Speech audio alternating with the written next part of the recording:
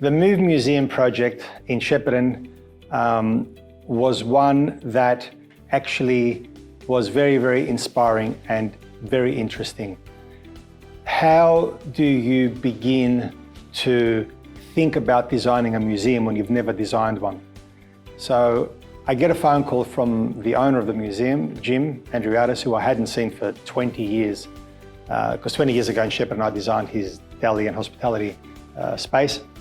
And he says, let's talk. I said, what's up, Jim, how you going? He says, well, you know what, I've got this shed and it's full of cars and I'm calling it a museum, but I want to go to the next level now, get some government funding and create something special for Shepparton. I'd like you to be involved. I said, wow, that's a challenge. I'd gladly accept. Thanks, Jim, for calling. So we met and he says, look, if I'm going to achieve my goal, I want to send you to a couple of museums around the world to see what they're doing. And I want you to really understand what this is all about, because none of us have done a car museum before. And I accepted that straight away. Packed my bags, went off to New Zealand, Invercargill and Christchurch and a few other areas, because apparently in New Zealand, they've got really, really cool automotive museums. That was a week of research, which was fantastic. Came back, and then Jim says to me, okay, well, the budget we've got, even though this is a massive shed we want to build, we don't want to make it look like a shed, and we've only got $5 million to spend. Now, a space that big, you could spend 30 million with your eyes closed and you wouldn't even know where it went. But that's what that needed.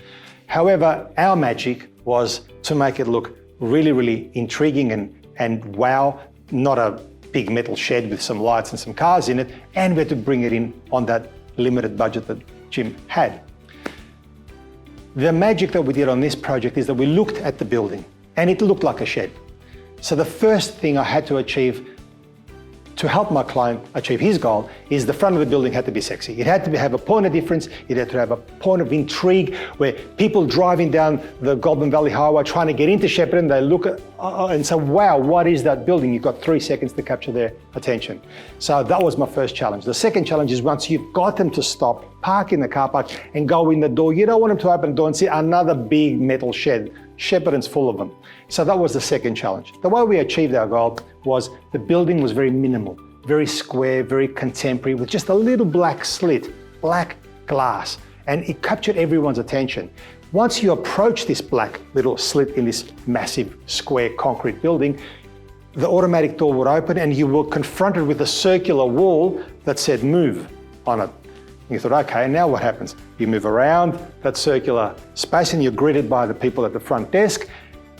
And then you get another big, massive circular space with a car spinning around it on a turntable and another little space to the left. And you go, wow, where do I go now? Well, you've got a choice to go to the left little curved tunnel, which leads you to a clothing historical part of our museum, or you go towards that spinning car and you follow that around and all of a sudden, there it is. There's the cars and trucks and so forth. So we achieved the design goal by making it a point of interest. Curiosity killed the cat. People wanted to know what's behind and what's around. The next part was, it still is a big shed as you keep walking through. So how do you change it? Well, that was easy.